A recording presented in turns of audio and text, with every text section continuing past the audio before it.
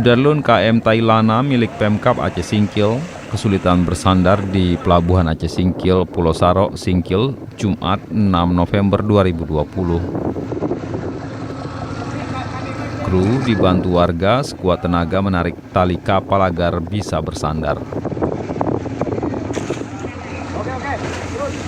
Usaha keras itu membuahkan hasil, bagian belakang kapal berhasil mendekat.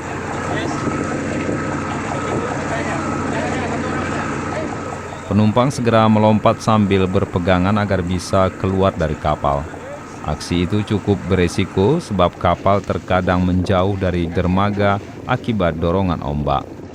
KM Tailana sudah sekitar 1 tahun dibeli oleh Pemkab Aceh Singkil, sayangnya belum memiliki dermaga sandar. Sehingga tamu Pemkab harus ambil resiko ketika naik turun di dermaga Pelabuhan Aceh Singkil. Selama setahun ini, KM Tailana hanya digunakan untuk membawa tamu pemerintah daerah karena belum dilengkapi izin berlayar komersil. Dari Singkil, Dedi Rosadi, Serambion TV.